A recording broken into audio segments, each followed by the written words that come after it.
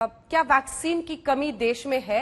जैसा कई राज्यों में वैक्सीन सेंटर्स में हमने देखा सर ताला लग गया। क्या संपूर्ण देश को वैक्सीन लग पाएगी और कब तक लग पाएगी? सरकार दावा कर रही है कि 31 दिसंबर तक हम संपूर्ण वैक्सीनेशन पूरे देश का कर देंगे। अभी तक जो हालात है, डबल डोज सिर्फ 3.4% को पड़ा है। भारी आबादी है, 180 करोड़ को देना होगा। अगर हम 60-70% हर्ड इम्यूनिटी चाहते हैं तो 180 करोड़ डोज चाहिए। क्या आपको ये मुमकिन होता हुआ देख रहे हैं आप? अगर हम आज की बात करें तो हाँ, अगर हम ये कहें कि 18 साल से उम्र सब बड़े उम्र की सब लोगों को हमें वैक्सीन देनी है, तो इतनी वैक्सीन डोजेस तो हमारे पास नहीं है और इसलिए हमें एक प्रायोरिटाइज करके ग्रेडेड वैक्सीन रिस्पॉन्स करना पड़ेगा।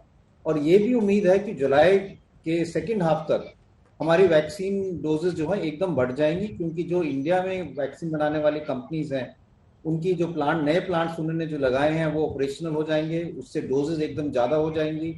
स्पुतनिक की भी प्रोडक्शन जो है बढ़ जाएगी और कई और कंपनीज जो जिनके साथ अंडरस्टैंडिंग है मैन्युफैक्चरिंग की, वो भी मैन्युफैक्चरिंग शुरू कर देंगे। तो मुझे लगता है कि अगले 4-6 हफ्ते में थोड़ी बहुत वैक्सीन की शॉर्टेज रहेगी, क्योंकि हम जो हमारे पास जो डोजेज हैं वो सब लोगों के लिए नहीं है और इस टाइम में हमें प्रायोरिटाइज करके जो जिनको कोमॉर्बिडिटीज हैं या जिनकी उम्र ज्यादा है उनको वैक्सीनेट करना चाहिए। जुलाई तक हमारे पास इनफ डोजेज आ जाएंगे और तब भी हम एक ग्रेडेड मैकेनिज्म में सब लोगों को वैक्सीनेट कर पाएंगे। टारगेट तो यही है कि हम रोज की 1 करोड़ वैक्सीन कर पाए जुलाई के एंड में। अगर हम ये कर पाएंगे तो दिसंबर तक हम सिग्निफिकेंट लोगों को वैक्सीनेट कर पाएंगे। सर, गैप क्यों बढ़ाया गया है वैक्सीन के बीच में? क्या वाकई ये ज्यादा इफेक्टिव होने के लिए है या वैक्सीन की कमी जिसका हम सामना कर रहे हैं, जो सामने सच्चाई है, उसकी वजह से ये गैप बढ़ाया गया है? विपक्ष का यही आरोप है। डॉक्टर के तौर पर आप क्या कहेंगे? तो अगर हम देखें तो गैप सिर्फ कोविशील्ड के लिए बढ़ाया गया है। कोवैक्सीन का गैप उतना ही है, 4 से 6 हफ्ते का। कोविशील्ड का जो गैप बढ़ाया गया है वो बेसिकली जो साइंटिफिक डेटा आया है फरवरी मार्च में, उसके बेसिस पे बढ़ाया गया है। दिसंबर में जब यूके में एक बहुत बड़ा स्पाइक आया था तो उन्होंने कैलकुलेटेड रिस्क लेके अपना सेकंड शॉट जो था वो 12 हफ्ते कर दिया था। कोविशील्ड का भी, जो उनका एस्ट्राजेनेका वैक्सीन है, और फाइजर की वैक्सीन का भी।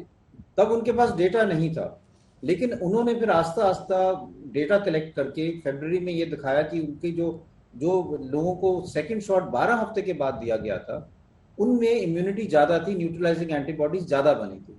ये देखा कि अगर आप 4 हफ्ते में वैक्सीन लगाते हैं तो आपकी एंटीबॉडीज जो है वो अराउंड 55-60% बनती है।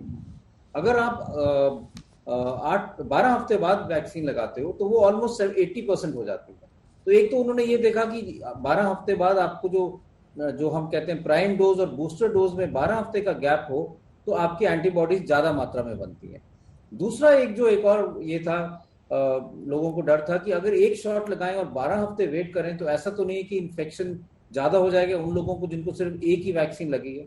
उसमें भी उन्होंने देखा कि अगर आपको एक शॉट लगता है और दूसरा शॉट हम 12 हफ्ते बाद टीका लगाएं तो भी आपको ऑलमोस्ट 70% प्रोटेक्शन मिलती है। तो अगर हम दोनों चीजों को देखें कि एक शॉट के बाद आपको 70% प्रोटेक्शन मिल रही है और 12 हफ्ते के बाद आपको 80-85% इम्यूनिटी बन रही है, तो ये साइंटिफिकली लॉजिकल है कि हम इस वैक्सीन का सेकेंड डोज डिले कर दें। इससे ये बात भी आपकी सही है कि इससे फायदा भी है कि हम डोजेस भी ज्यादा मिल गए, तो public health point of view से भी फायदा है कि आप ज्यादा लोगों को वैक्सीनेट कर सकते हो और एटलीस्ट 70% इम्यूनिटी दे सकते हो, जिससे उनको सीवियर डिजीज ना हो।